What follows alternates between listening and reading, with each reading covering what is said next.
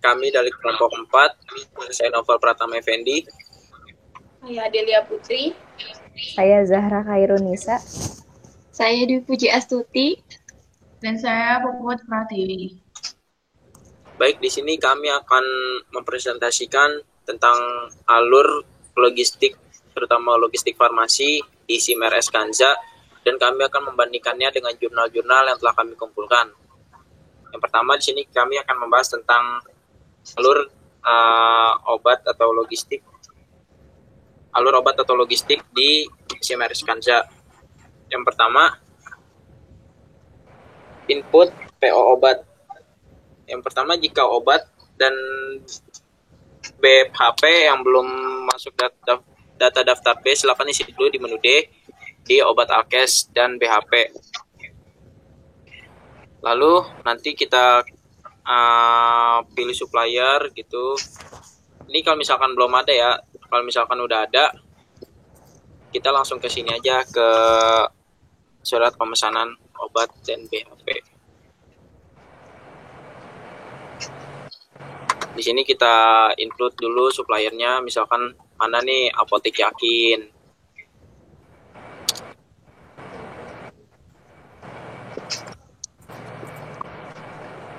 Terus kita input, semuanya kita input. Terus habis itu nanti kita misalkan mau beli obat apa nih di sini, berapa kita itu stoknya, nanti dia akan itu sendiri di jumlah tagihan termasuk potongan PPN. Nanti misalkan kita mau PO obat di supplier mana, misalkan ini itu berapa biji, nanti otomatis di sini akan total tagihannya itu akan ada di sini muncul sendiri. Jangan lupa di sini pegawai, departemen, dan lain-lain.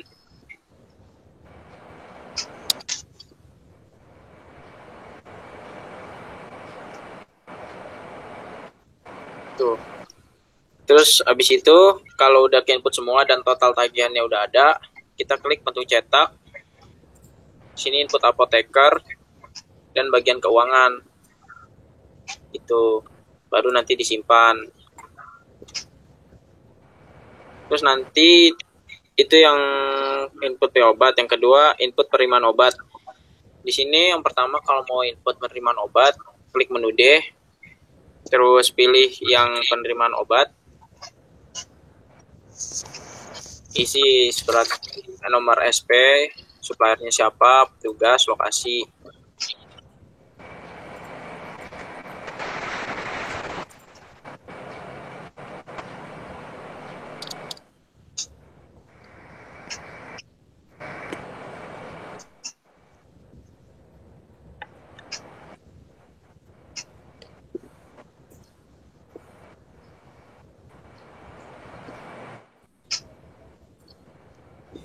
Supply petugas lokasi nggak bisa dihituin, langsung ke jumlah aja karena di sini kan cuma simulasi. Sama kayak tadi, isi jumlah yang akan diinput nanti tuh. Nah, total tagihannya tuh akan muncul di bawah. Terus langsung klik simpan. Itu kalau udah input semua sampai bawah atau obat-obat yang akan dipesan, klik simpan. Sini simpan. Yang ketiga itu untuk input mutasi obat. Input mutasi obat itu di menu sini. Pertama kita isi Depok dari, misalkan nih dari mana, dari gudang ke IGD misalkan, keterangan obat apa gitu, obat titik gitu. Nah di sini cari obat yang sesuai. Misalkan yang diperluin buat IGD itu alkohol 95 20 liter. Kita IGD butuh 20 unit. Nanti yang udah diperluin diisi semua kita simpan. Yang keempat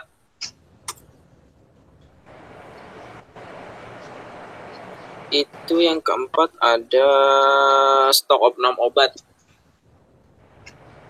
Stok opnam obat kurang lebih sama semuanya kayak tadi. Yang diperlukan berapa? Ya input pertama input lokasi dulu gitu, dari gudang kemana, keterangan, terus nanti jumlah realnya berapa.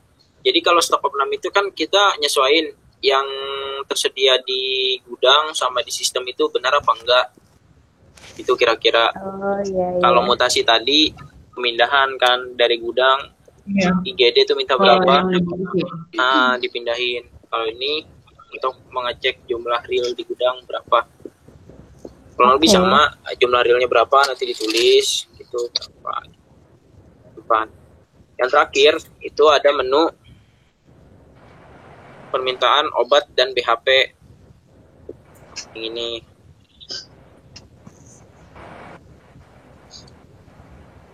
di sini misalkan ditujukan ke unit kamar bersalin misalkan, terus pegawainya siapa yang bertanggung jawab gitu, asal permintaannya dari mana, dari gudang misalkan. Terus nanti kayak seperti tadi kita input jumlahnya berapa, nanti totalnya ada di bawah. Klik simpan. Ini permintaan dari kamar bersalin ke gudang berapa unit misalkan gitu. Kurang lebih seperti itu aja untuk alur di SIM RS-nya sendiri. Nah, di sini kita coba nih bandingin sama jurnal-jurnal yang udah kita kumpulin. Sebelumnya ada yang mau nambahin nggak? Yang dari rekan-rekan sekalian? Enggak Dari ada, langsung alur yang udah ke jurnal aja. Tidak ada, langsung saja ya. Baik, kalau tidak ada langsung saya masuk ke jurnal. Yang pertama kami dapat jurnal dari alur distribusi obat dan alat kesehatan instalasi farmasi rumah sakit daerah Malimping. Ini kita punya jurnal dari Nita Rusdiana, Bayu Saputra, dan Fajri Novianto dari Sekolah Tinggi Farmasi Muhammadiyah Tangerang. Di jurnal ini kita akan membahas langsung ke alurnya, langkah-langkah pelaksanaan distribusi. Di sini ada permintaan ruangan ke bagian distribusi, terus distribusi merekap permintaan obat dan alat kesehatan ruangan, permintaan distribusi ke gudang farmasi, dari distribusi keluarkan ke masing-masing ruangan. Jadi intinya kesimpulannya kurang lebih sama seperti alur di SIM RS.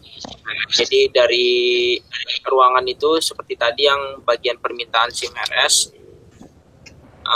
dari unit-unit yang membutuhkan logistik obat tersebut meminta ke bagian gudang, lalu nanti yang bagian gudang disetujui, baru logistik masuk ke unit yang membutuhkan dari gudang. Jadi intinya harus disetujui dulu dari bagian gudang. Nah, ini alurnya: perencanaan, pengadaan, penyimpanan, pendistribusian, evaluasi. Oke.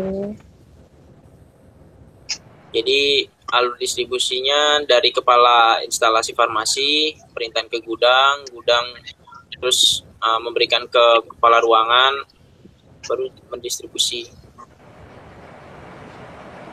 Di sini keterangan dari alur manajemen logistiknya, perencanaan adalah, jadi perencanaan itu apa, kayak pengadaan, penyimpanan, pendistribusian, evaluasi.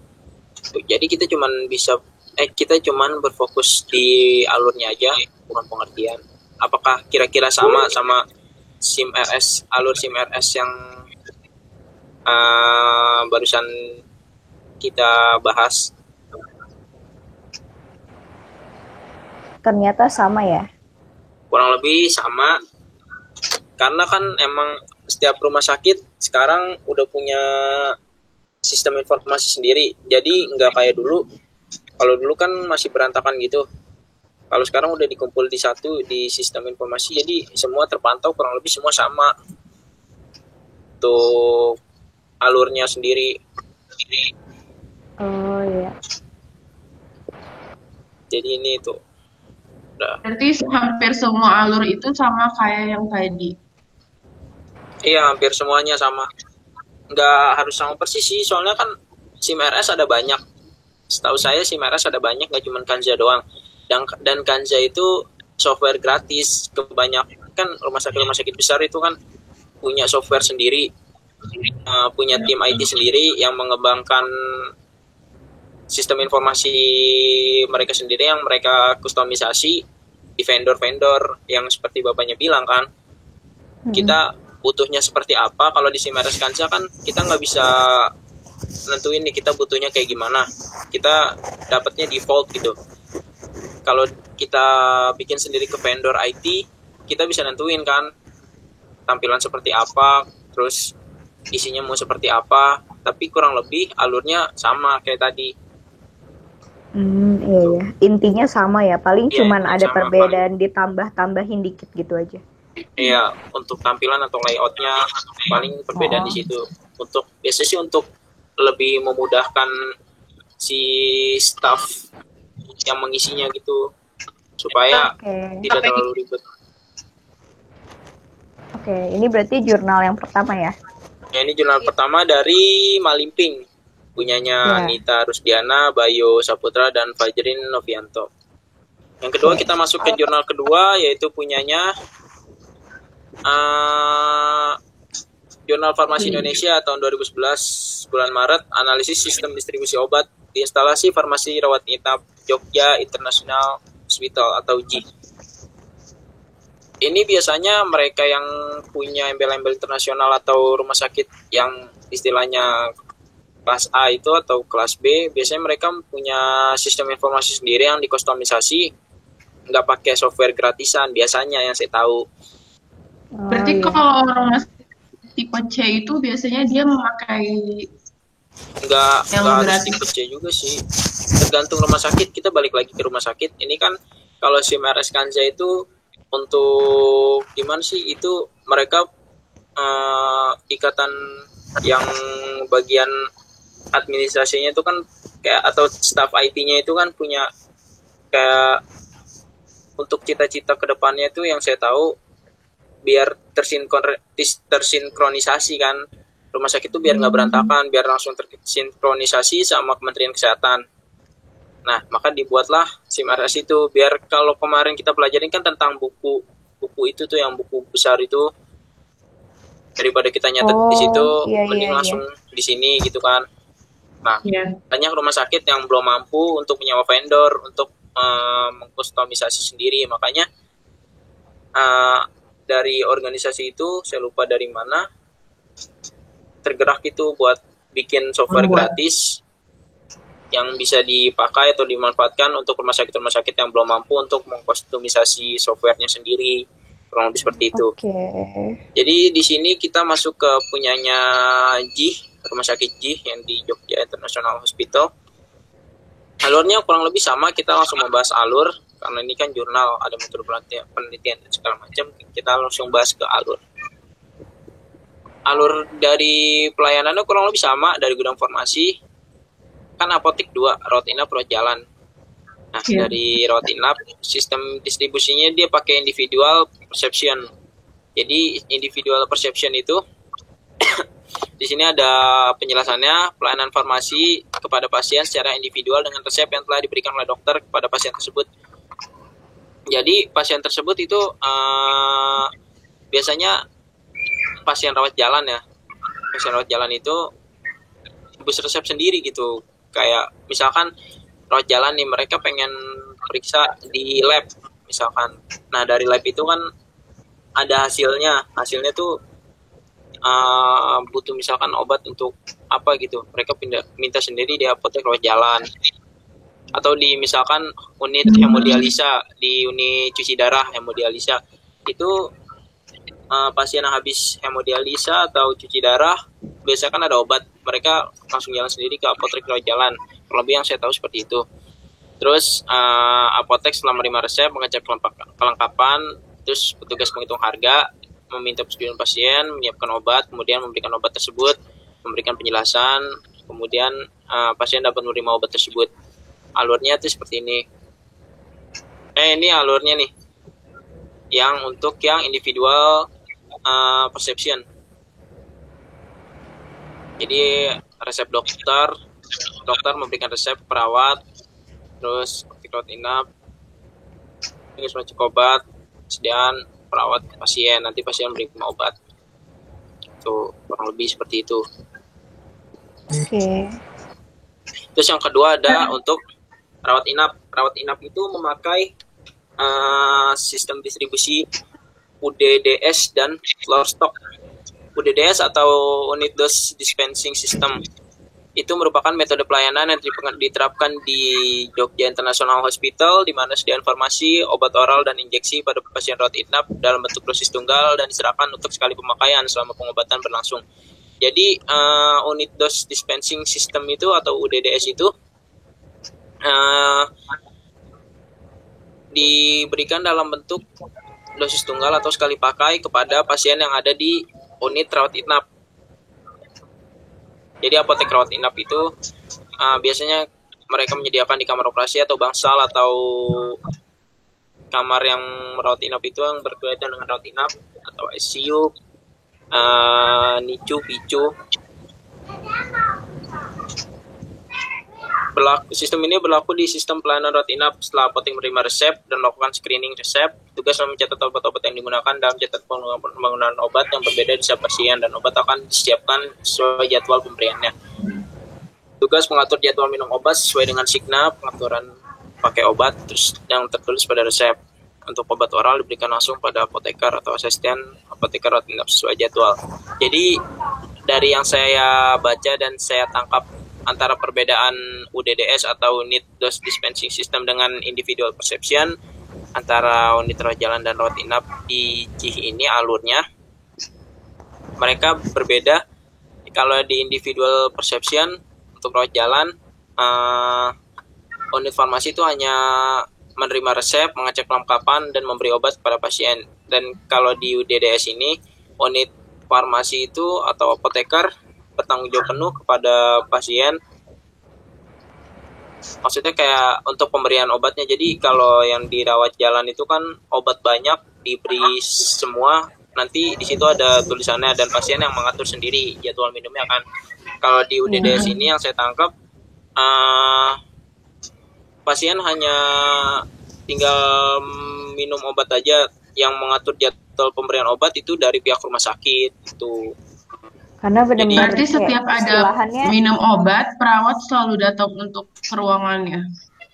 Iya, jadi si pasien tuh nggak dikasih obat langsung sekaligus seperti pasien rawat jalan. Kalau pasien rawat jalan kan semua dikasih sekaligus untuk jangka waktu berapa hari. Kalau ini dikasih dosis tunggal atau sekali minum gitu.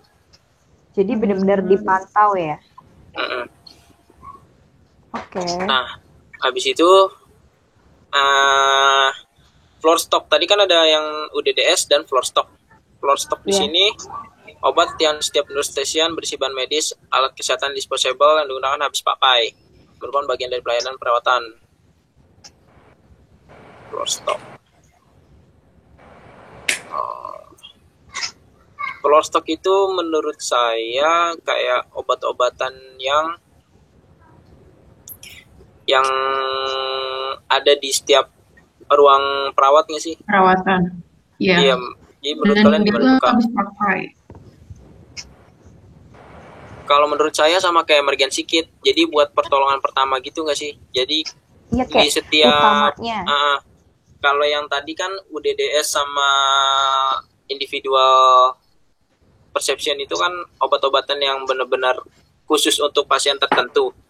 Kalau floor stock dan emergency kit ini dia obat-obatan umum yang biasa digunakan untuk pertolongan pertama sih biasanya. Iya, oke. Jadi nggak untuk khusus 1-2 pasien doang, tapi bisa untuk mengcover semua pasien yang membutuhkan emergency. Oh iya. Kalau ini sistem floor stock. Pokoknya di floor stock intinya ini kenapa tuh? Pokoknya intinya dari semua rumah sakit itu SIM-RS-nya sama, cuma paling ada perbedaan sedikit dari kebijakan rumah sakit masing-masing gitu ya? Ya, seperti itu kurang lebih. Soalnya kan nggak semua pakai SIM RS Kanza, ada juga yang custom atau mereka pakai vendor lain selain SIM RS Kanza yang tentunya berbayar lebih mahal. Keuntungannya mereka bisa mengkustomisasi sesuai dengan apa yang mereka perlukan. Kalau di SIM RS Kanza kan itu aplikasi default, kita nggak bisa ngapa-ngapain selain untuk mengubah data. Kalau di vendor kita kan bisa mengkustomisasi seperti apa yang kita perlukan. Iya.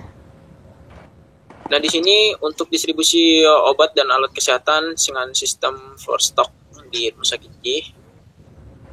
Di sini ada apotek, SDN obat dan alkes di bangsal, pemakaian obat per pasien, pencatatan, rekap harian, laporan harian. Nah, untuk floor stock ini biasanya mereka mencatat harian. Terus ke rawat inap, gantian obat alkes. Jadi tiap hari itu diganti SDN-nya. Tuh, setahu saya apa yang saya tangkap. Oke. Berarti cukup ya? 2 jurnal. Oh iya. Iya, kurang lebih Saya seperti ingin itu bertanya, untuk perbandingan. Ya, gimana Puput? kalau misalnya kan di sini itu kan apoteknya itu kan ada dua, ada untuk rawat inap sama rawat jalan. Apakah di Iya. setiap rumah sakit mempersediakan dua apotek atau hanya rumah sakit tertentu yang emang udah berstandar internasional yang mempersiapkan untuk dua apotek?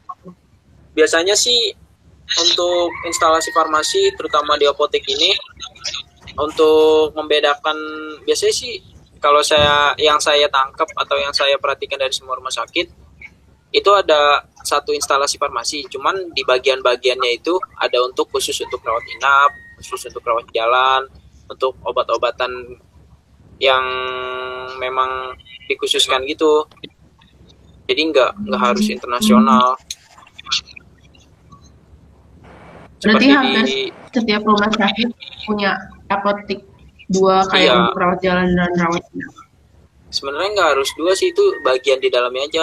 Di misalkan tempatnya satu nih di titik itu, di titik instalasi farmasi apotek. Cuman di dalamnya itu, di bagiannya itu nanti ada yang urusan buat kemana, kan seperti kayak di misalkan di lab nih, lab kan ada cuma satu, tapi nanti di dalamnya ada untuk urusan urin sendiri, darah sendiri, untuk Oh iya. ya air liur gitu. sendiri, seperti itu kira-kira. Jadi bisa aja instalasinya cuma satu di satu tempat, tapi di dalam tempat itu mereka mengurusi banyak Ada pembagian-pembagiannya. banyak bagian gitu. Jadi nanti ada yang khusus untuk mengurusi rawat jalan, rawat inap, untuk mengurusi keluar masuk obat, untuk mengurusi keuangan untuk obatnya gitu. Oh iya. Oke. Terima kasih Nova. Oh iya, di sini terakhir kesimpulan hasil penelitian di instalasi farmasi Rumah Sakit Jogja International Hospital yang diadakan oleh Jurnal Farmasi Indonesia, Fakultas Farmasi Setiabudi oleh Triwijani, Sulanto Saleh Danu dan Inayati itu, mereka membuat kesimpulan seperti ini. Mengenai distribusi obat pada tahun 2009, disimpulkan bahwa sistem distribusi yang ada di instalasi rawat inap adalah unit dose dispensing system atau DDSS ya, UDDSS. Ya, UDDSS, floor stock, individual perception, dan emergency stock. Ini yang ada di Jogja International Hospital. Kesesuaian penggunaan sistem distribusi obat di instalasi farmasi belum mengalami kendala karena Jogja International Hospital masih baru dalam pengoperasiannya. Jurnal ini dibuat pada saat JIH baru didirikan pada tahun sekitar 2009, jadi masih belum ada kendala untuk diterapkan sistem ini. Sistem dalam distribusi obat bisa berbeda-beda tergantung kebijakan setiap rumah sakit, dan sistem informasi manajemennya juga bisa berbeda-beda sesuai dengan kebijakan dari manajerial atau dari rumah sakit itu sendiri, seperti itu. Oke. Oke. Terima kasih. Kira-kira ada yang mau ditambahkan atau dibahas mungkin dari Azara, Adel atau Dwi yang ingin bertanya, membahas atau menambahkan? Cukup sih. Enggak, sudah jelas tadi. Sudah jelas. Terima kasih Noval. Terima kasih. Jadi kira-kira hanya itu yang bisa saya sampaikan. Misal ada salah-salah kata, mohon dimaafkan karena saya juga masih belajar dan saya masih berusaha memahami maksud-maksud yang masih asing bagi saya. Kurang lebihnya mohon maaf. Semoga berkenan, semoga dapat dimanfaatkan dan dapat menambah informasi rekan-rekan sekalian. Kurang lebih mohon maaf. Wassalamualaikum warahmatullahi wabarakatuh. Assalamualaikum warahmatullahi wabarakatuh.